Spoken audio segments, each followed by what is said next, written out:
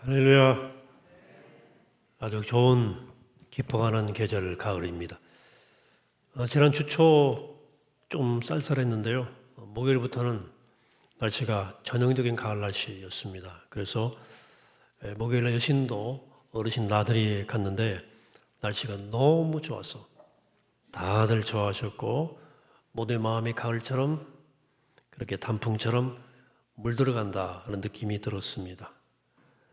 여러분들 인생은 어떻게 물들어 가십니까?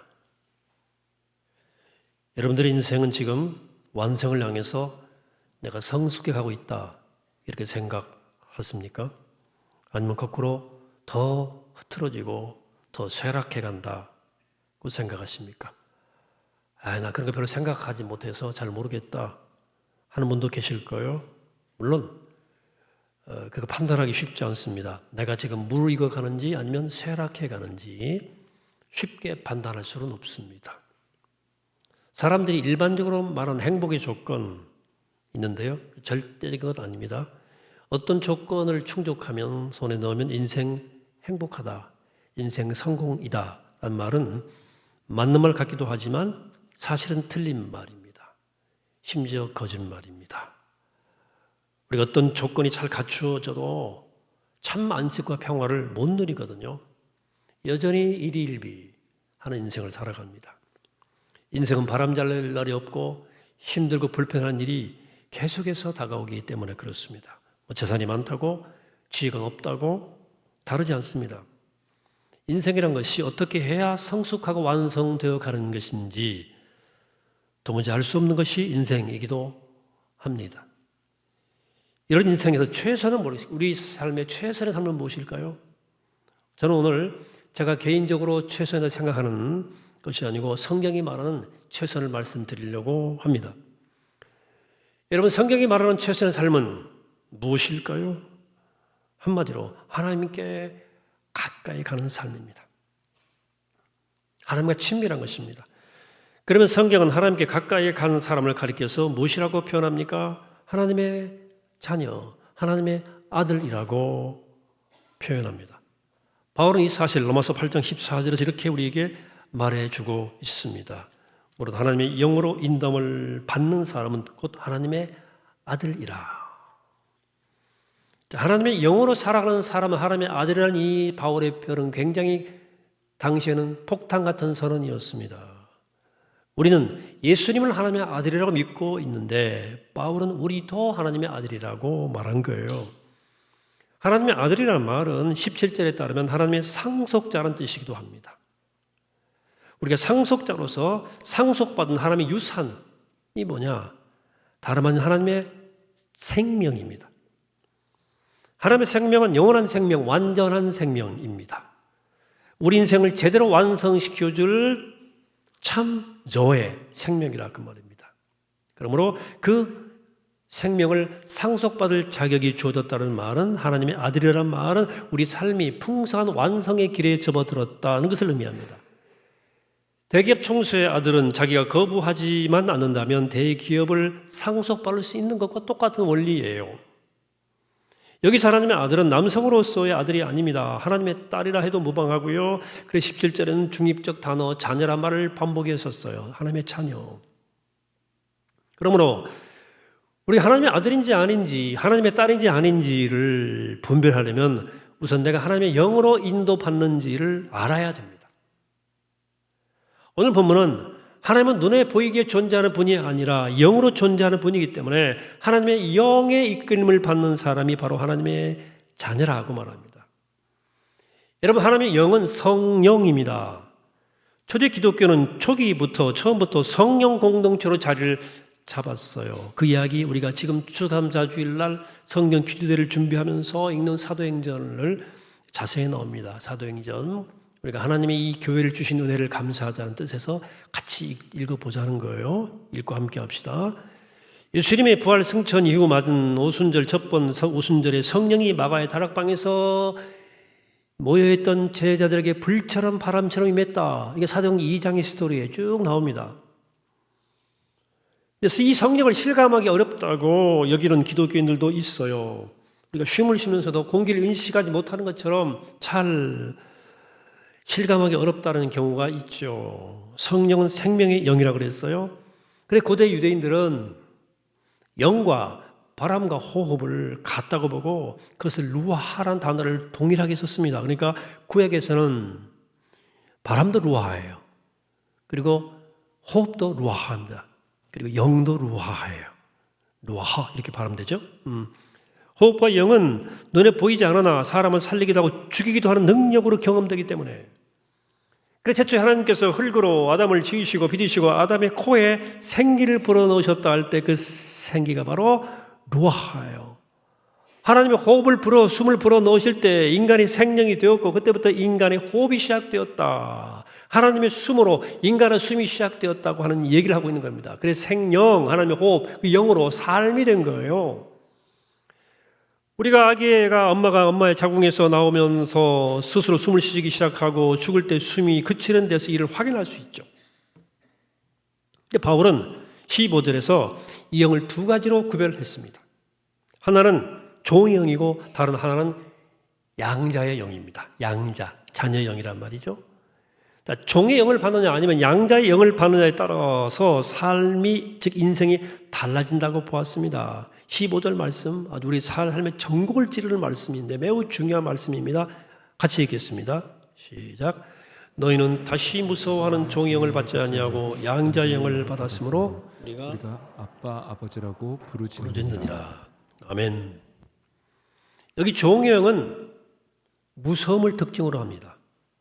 종은 주인 눈치를 보거든요.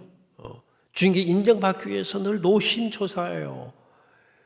수능시험 앞둔 아이들 점수 어떻게 나올까 노심초사할 거예요. 이게 무슨 말이냐면 종의 영은 내 인생이 실패할지 모른다는 두려움에 늘 사로잡혀 있습니다.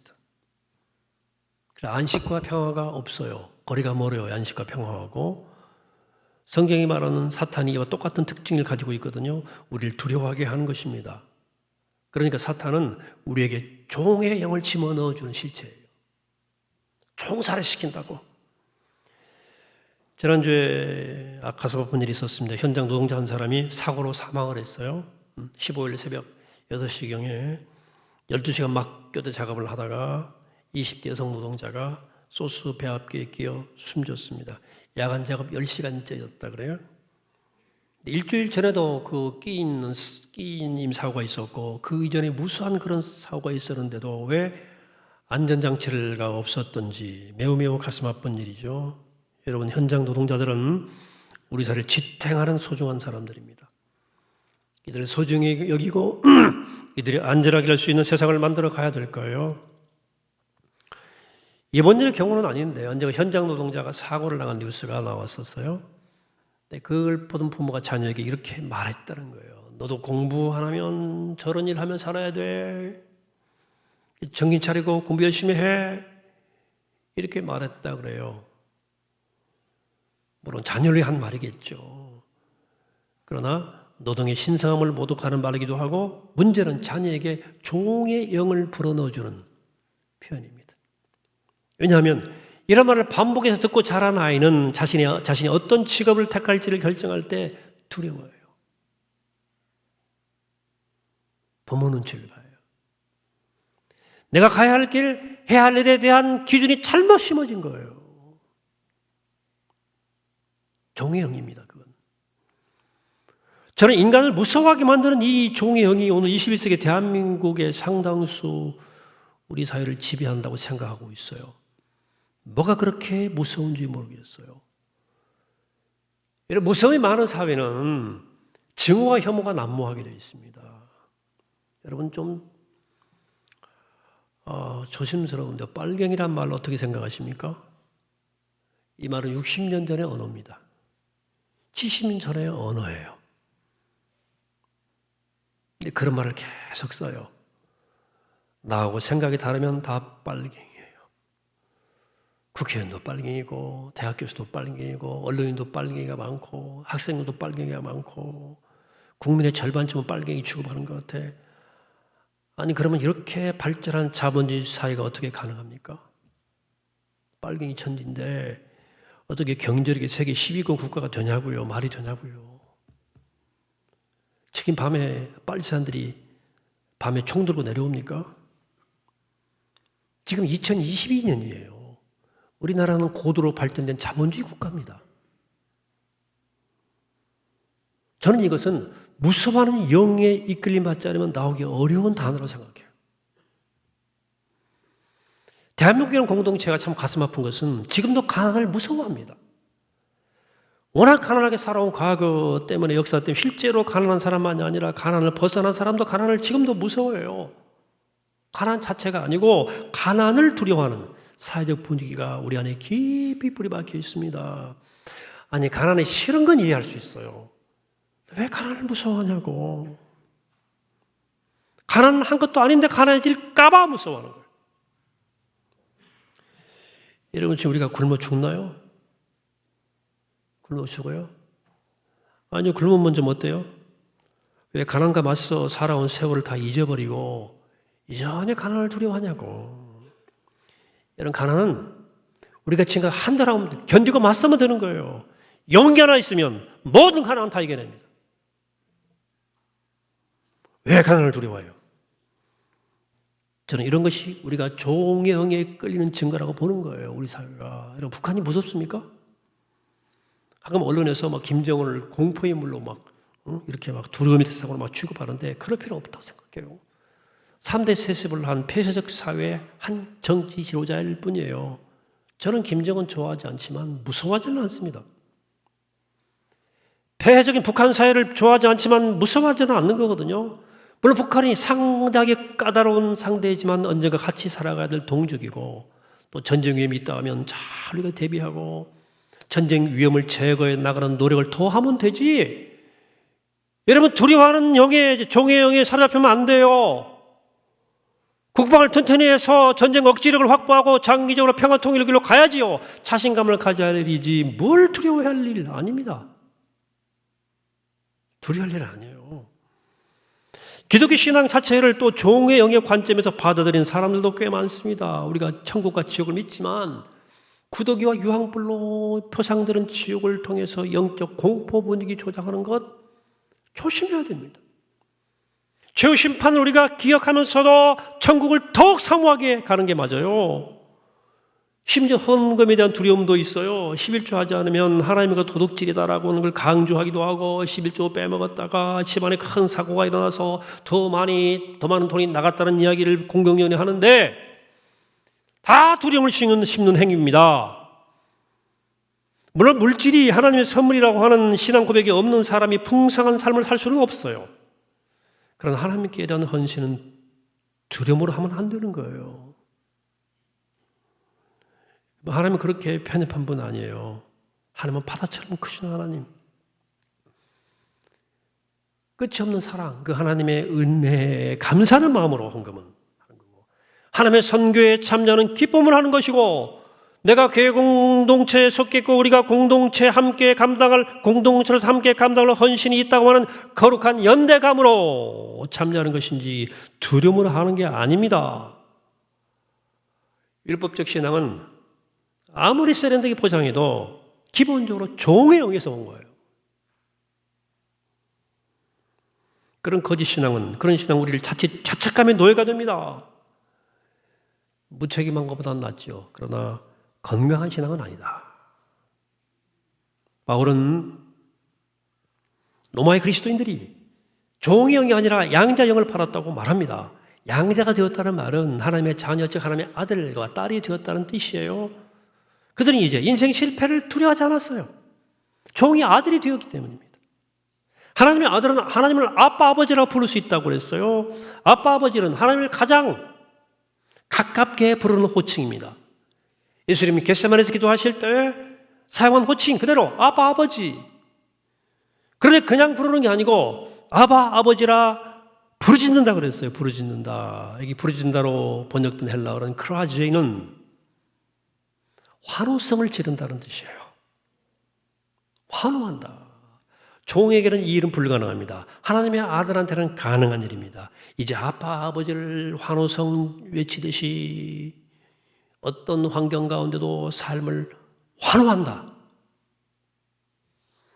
여러분, 고아였다가 친부모를 찾게 되었다고 상상해 보십시오. 더욱 그 친부모가 전국적으로 유명한 가장 존경받는 어른이라고 생각해 보십시오. 환호성을 칠 거예요. 그게 내 아버지니까. 여러분, 지금 인생을 환호하듯이 살아가십니까? 아니면 종용을 받아가지고 지금도 무서워서 벌벌 떨고 있습니까? 불안해가지고. 자, 하나님을 아빠, 아버지를 부른다는 말, 자, 다른 방식으로 설명하겠습니다. 하나님을 아버지로 부른다는 말은 하나님이 우리의 삶을 책임지신다는 믿음을 깔고 있는 표현입니다. 하나님의 아버지다. 아버지가 어린 자녀들 다 책임진다는 것과 비슷한 맥락입니다. 하나님은 어떻게 우리의 삶을, 저의 삶을 책임지시는지 다 알 수는 없어요. 간혹 불안하거든요. 다 모르기 때문에 간혹 불안해요. 마치 폭풍우 속을 아버지와 함께 걷는 어린아이 심정과 비슷하다고 그럴까? 그러나 한편으로는 불안해도 중심에는 아버지라는 신뢰가 있으면 근본적으로 불안하지는 두려워하지는 않습니다. 아버지 때문에 그래요. 신앙이 잘하면 이 아버지 하나님에 대한 신뢰가 죽음까지도 넘어가는 단계로 나아가는 거죠. 죽음도 두려워하지 않아요. 아버지와 함께하기 때문에. 자, 이런 신앙은 모든 일이 잘 풀릴 것이라고 하는 막연한 기대하고는 좀 달라요. 우리가 생각할 때 혼란스럽게 보이는 일마저 하나님의 거대한 생명의 힘에 휩싸여 있다는 사실을 꿰뚫어 보는 겁니다.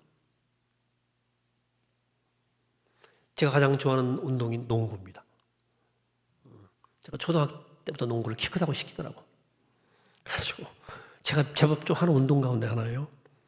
한 60년 가까이 그 운동을 했으니까 몸이 기억되는 게 있어요. 몇 년 전부터 어깨가 안 좋아져가지고 농구를 잘 못해요. 이제 어깨만 아니라 무릎도 안 좋아. 늙은 거야. 조심해야 돼. 근데 관계없어요. 농구하지만 제가 걸을 수 있거든요. 충분히 걸을 수 있기 때문에 요즘 많이 걸어요. 걸으면 돼요. 걷지 못할 때가 오면 뭐 휠체어라도 탈 수 있을 거 아닙니까? 뭐 침대에 누워서 지내야 할 상황이 혹시 오더라도 그때 책 읽거나 기도를 더 드린다거나 또 따뜻한 차를 좀 더 많이 마신다거나 하는데 제가 살아가는데 이 생명을 누리는 데는 아무 지장이 없습니다. 농구를 즐기는 것에 비해서 걷거나 차를 마시는 것이 내가 생명을 경험하는데 부족하다 생각하지 않습니다. 아니 그러면 무슨 목사님 무슨 큰 병에 걸리거나 뭐 심한 장애를 얻어도 괜찮다는 말이냐고 묻고 싶은 분이 계실 수 있는데 물론 그런 상황마저 제가 가볍게 뛰어넘을 수 있다고 말씀은 못 드리겠어요. 다만 그런 상황이 닥쳐도 십자가에 달리신 예수님이 저와 함께 하실 것이니까 그건 확실히 믿으니까 미리 걱정하지는 않는다는 말씀입니다. 이런 태도가 하나님을 아빠, 아버지로 부르면서 환호성 치면서 하는 거예요. 오늘은 환호성 쳐야 돼. 이렇게 살 수 있는 사람이 하나님의 아들이고 하나님의 딸이에요. 저는 하나님의 아들인 것 같아. 여러분 어떻게 생각해요? 여러분도 어때요? 저는 하나님의 아들이에요. 하나님의 아들로 산다고 해서 모든 인생살이가 일시에 해결되는 것은 아닙니다. 살다 보면 이러저런 일로 신경 거슬릴 때도 있고 짜증스러울 때도 있습니다. 심지어 나한테 실망하는 때도 있어요. 종종. 하나님의 영역에서 하나님의 아들이 되어서 하나님을 아빠, 아버지라고 환호한다는 이 말은 사실은 종말론적인 의미입니다. 우리는 세상의 생명이 완성되는 종말에 가서야 실질적으로 100% 하나님의 아들이 될 거예요.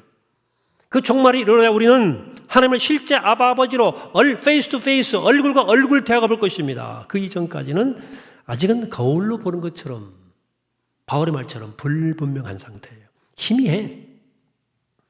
그날이 오면 우리는 모든 죄와 죽음의 힘으로부터 실질적으로 완전 해방됩니다. 그 이전까지 우리는 현실에서 벌어지는 시련과 어려움을 붙들고 살아가야 됩니다. 여기서 말하는 어려움은 뭐 장애나 무슨 질병이나 뭐 가난만이 아니고 우리가 행복하다고 생각하는 조건들까지 다 포함하는 말입니다. 그만큼 인생의 어려움은 인간 삶 전체에서 광범위하게 발생하기 때문에 그 누구도 피할 수 없다는 것입니다. 그래서 17절에서 이렇게 바울은 말합니다. 자녀임은 또한 상속자 곧 하나님의 상속자요 그리스도와 함께 상속자인 함께한 상속자이니 우리가 그와 함께 영광을 받기 위하여 고난도 함께 받아야 할 것이니라.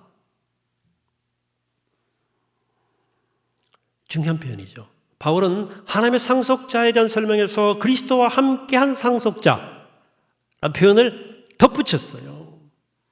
즉 예수 그리스도께서 부활의 영광과 십자가의 고난이 함께 있었듯이 우리도 영광을 받기 위해서 즉 하나님의 아들이 되기 위해서 고난도 함께 받아야 한다는 것입니다.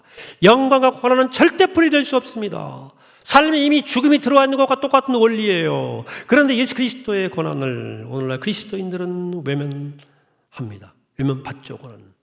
그래, 고난으로 말미암아 구원받는다는 사실만 강조하지 우리도 고난받아야 한다는 사실은 애써 모른 척합니다. 그렇죠? 고난 아무도 안 좋아하거든요.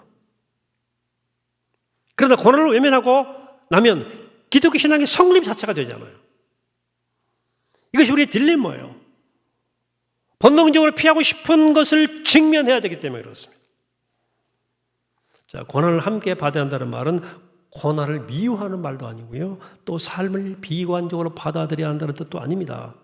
고난을 만날 수밖에 없는 이 리얼리티, 현실을 피하지 말아야 된다. 뜻입니다. 피하지 않을 뿐만 아니라 거기에 직면하고 거기에 맞서고 때로 저항해야 된다. 저기 기독교의 한 부류 영지주의는 고난을 외면하고 패스했어요. 그런 세상의 문제, 세상은 세상의 문제를 없는 것으로 간주했어요. 비실제로 간주했어요. 세상은 모두 악하고 썩을 것이기 때문에 거기 신경 쓰지 말고 살자는 생각입니다. 인간의 육체는 악하고 영만 거룩하기 때문에 육체에 속한 거 다 무시하고 포기하고 영혼 구원만을 추구해야 한다 그랬어요. 이 영주의적 경향이 지난 2000년 기독교 역사에 지대한 영향을 끼쳤습니다. 오늘날도 여전해요. 교회란 성체에 갇혀서 사회 문제에 관해서 무관심합니다. 기도와 말씀 예배에만 관심을 둬요. 극단적 개인주의입니다. 신앙이 좋다고 하는 사람들에게서 그런 현상이 두드러집니다. 나치 시대 독일 교회가 그랬어요.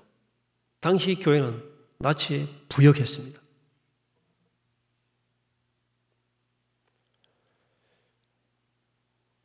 (7, 80년대) 군부독재 시절 한국교회가 그런 태도를 보였습니다. 우리가 사는 역사의 하나님의 나라와 정의가 어떻게 나타나는지에 대해서 관심 있는 사람은 이 현실 가운데서 고난을 피할 수 없어요. 이런 일에 적극적으로 나섰던 사람들은 다 여러 불이익을 받았습니다. 또 이런 불의한 역사만이 아니라 더 근본적으로는 우리의 일상 자체가 사실은 고난과 결부되어 있습니다. 여러분 경제활동 해보세요. 돈벌이 해보세요. 남과의 경쟁을 피할 수가 없습니다. 남에게 피해 주지 않고 돈벌이 하려면 정말 고민 많이 해야 되고요. 때렸다 불이익을 감수하셔야 됩니다. 고난이에요. 먹고 사는 문제를 보세요. 우리한테는 강력한 식욕이 있거든요. 먹지 않고는 생존하지 못하기 때문에 식욕은 우리 본능에 해당해요. 다른 동물까지 잡아먹어요. 닭이나 소 잡아먹잖아요. 채식만 먹고 사는 사람이 있긴 하지만 완전한 채식은 불가능합니다. 채식에도 동물성 균이 들어있어요. 먹고 살기 위해서 일용할양식을 준비해야 하는데 동시에 우리는 다른 사람의 일용할양식도 배려해야 되는, 이게 다 고통스러운 일이에요. 사실 나 혼자 못 살거든. 대화가 통하지 않는 사람하고도 함께 어울려 살아야 되고요. 민폐 끼치는 사람도 품고 역시 함께 살아야 되고요. 일상에서 무엇이 하나님의 영광을 드러내는 일인지를 잘 돌아보고 성찰하고 때로 결단하고 살아야 됩니다. 이런 일이 쉽지 않고요. 이런 일이 다 고난이에요. 양자 영을 통해서 인생을 환호하듯이 살아가도록 이끌림 받은 하나님의 아들이고 딸인 우리가 감당해야 될 인생의 숙제들이라고요. 숙제가 다 있어요. 그게 우리의 고난이에요. 여러분, 그러나 사랑하는 여러분, 이거 하나만은 분명히 알아야 됩니다. 우리가 겪는 모든 크고 작은 고난은 하나님의 아들, 하나님의 딸이라는 영광의 빛에 휩싸여 있다 하는 사실을 꼭 기억하십시오. 우리 고난 가운데는 영광의 빛이 둘려 있어요. 그 영광의 빛을 보셔야 됩니다. 우리는 종이 아니고 하나님의 자녀예요. 그래, 하나님의 영에 이끌리는 사람들입니다. 성령의 사람들입니다. 여러분, 그러면 살아내면 절대로 종의 영에 끌리지 마십시오. 두려워하지 말고 무서워하지 마세요. 우리한테도 고난과 어려움이 와요. 죽음을 이기시고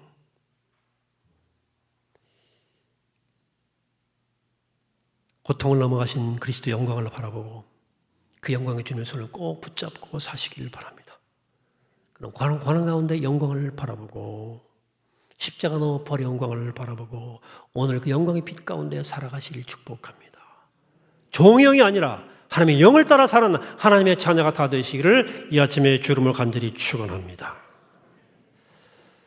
그러하신 하나님,